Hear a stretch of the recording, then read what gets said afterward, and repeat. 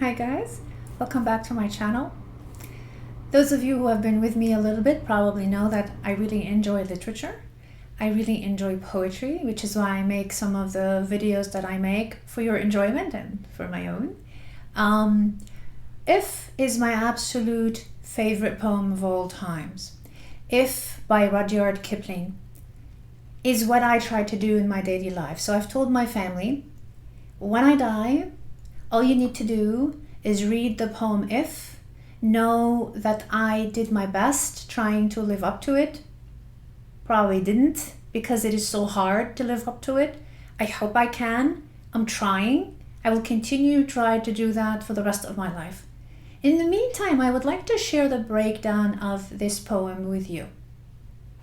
So how I see it, I do have it recited in one of the videos, but it is really cool to break it down line by line, since we're sitting here talking about being the best versions of ourselves. As I said to you before, this is my mission, is to try to make sure that I can be the best version of myself from day to day, month to month, year to year, and encourage you to also do the same.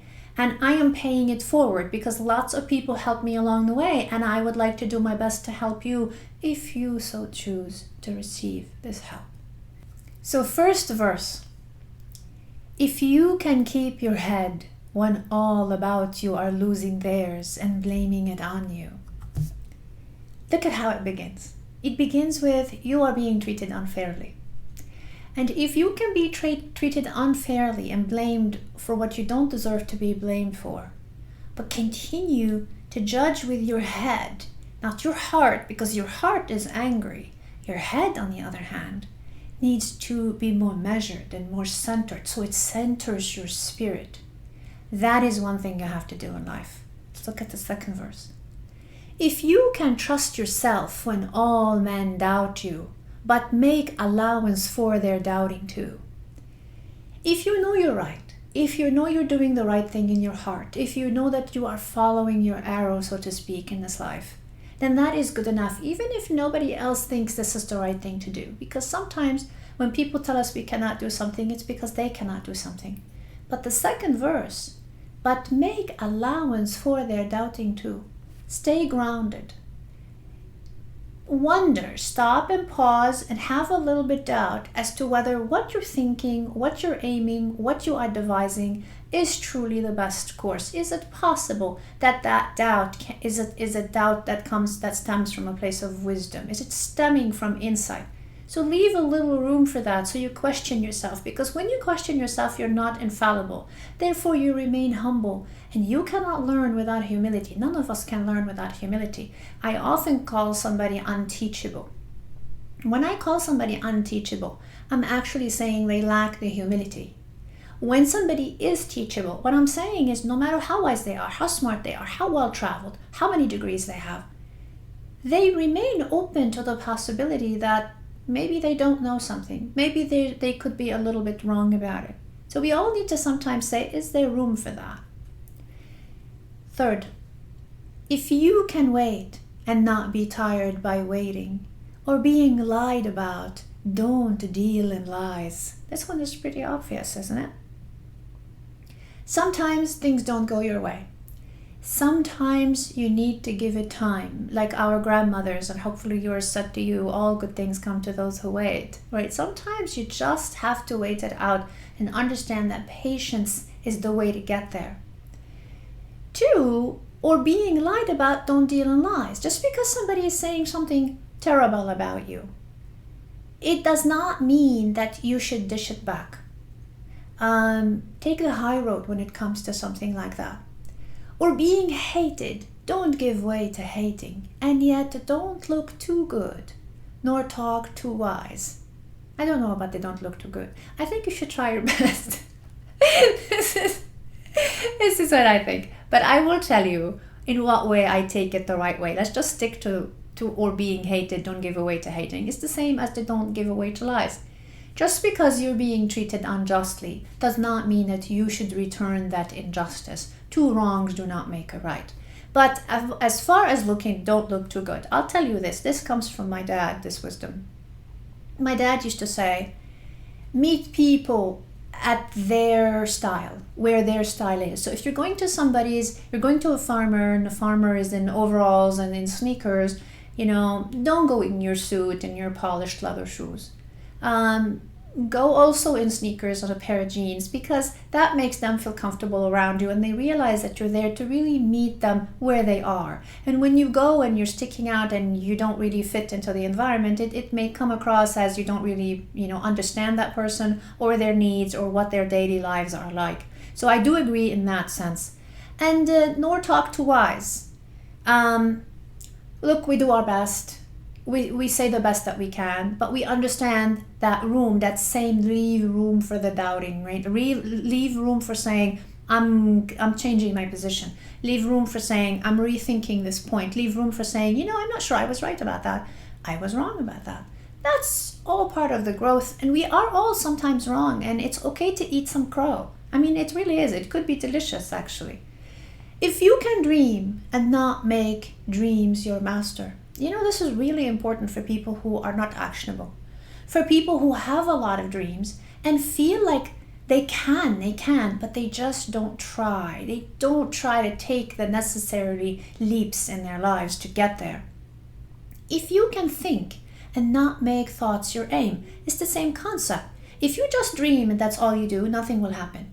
If you want to engage in thoughts, but you don't turn them into actions, or you don't use them to modify your reactions, what is the point of those thoughts? In what way? If a tree falls in the forest and nobody hears it, did it fall? No, it didn't. And this is the same thing. If you can meet with triumph and disaster and treat those two imposters just the same. Okay, this is a hard one for me. This one, I really, really want to say I'm good at this. I'm not good at this yet. I'm trying to get better with it. We are so much more comfortable with triumph than disaster. Triumph, you have something to celebrate. Triumph is a positive, right? What he's saying is, be humble whether you win or lose. Be strong whether you win or lose. Be kind to yourself whether you win or lose.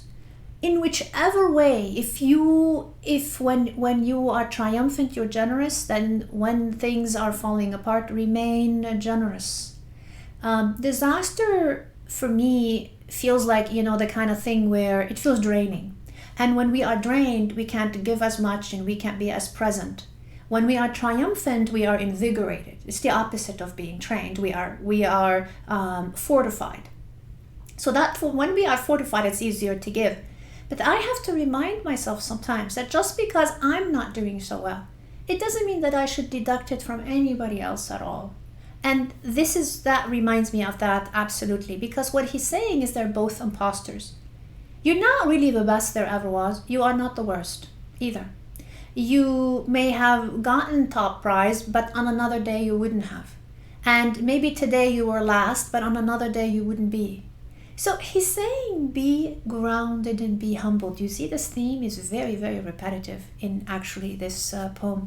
If you can bear to hear the truth you've spoken, twisted by knaves to make a trap for fools, or watch the things you gave your life to broken, and stoop and build them up with worn out tools. This gives me goosebumps all over. He's saying people will hurt you. People will even abuse you. But if you can rebuild your life anyway, if you can invest and put your heart and soul in something and it doesn't come to fruition, or it does and then it's taken all away from you, which is even worse, like people who lose their homes, who lose their jobs, who lose their marriages, big losses in their lives, will they use even the tools? Even look, he says worn out tools. Even the tools are not in great shape. Even the tools are wanting. But will you use them to make something that isn't wanting? To recreate? How beautiful is that? I mean, I don't know, Rudyard Kipling was brilliant. If you can make one heap of all your winnings and risk it on one turn of pitch and toss, and lose and start again at your beginnings and never breathe a word about your loss. He's saying, risk-taking in this life is required. You can't be too safe. You can't hide all the time. You can't stay in your comfort zone, which is why I tell you a lot of times, start a little bit, push out of your comfort zone a little bit at a time until your comfort zone is so vast that it's not even somebody else's comfort zone at all. But he's also saying, don't complain. Don't carry your loss as a weapon. Don't say, I lost, I was betrayed, people said bad things about me, and therefore now I'm going to be broken for the rest of my life. He's saying, don't even do that. You know why? Because you're a borrower in this life. These things that you just lost, they were never really in your possession. You were borrowing them for a while. I mean, when I think about it, and this happened to you too, you probably have bought and sold several houses. You have probably bought and sold several cars. You probably bought furniture and then gave it away at some point, right? That means you only had them for a while. You were a guardian to those things. You say my house, my car, my sofa. It's more like, I am the one now looking after this house for a while. I'm borrowing it and I am its guardian. I am its the super that's going to take care of it. Same thing for my car, the same thing for my furniture. But one day it's going to be turned over to someone else, and they become the borrower for a while. So I love this message of his.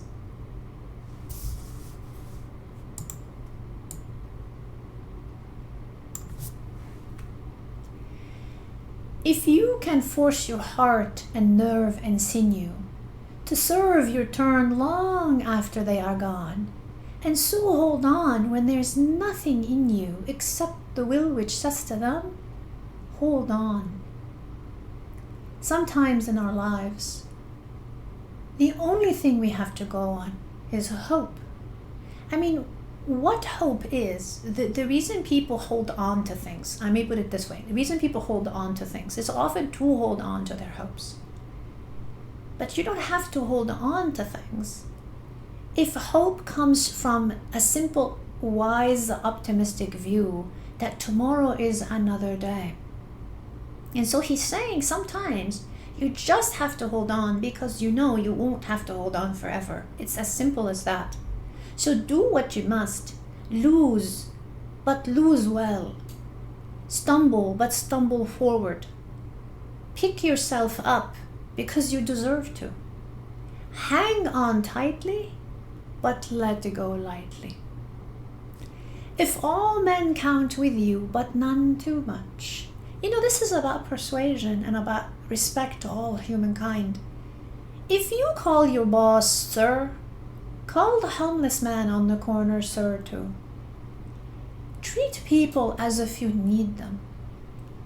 If we don't treat people as if we need them, if we treat people as if they need us, then we cannot possibly be as humble and as grounded and as kind and as generous as possible.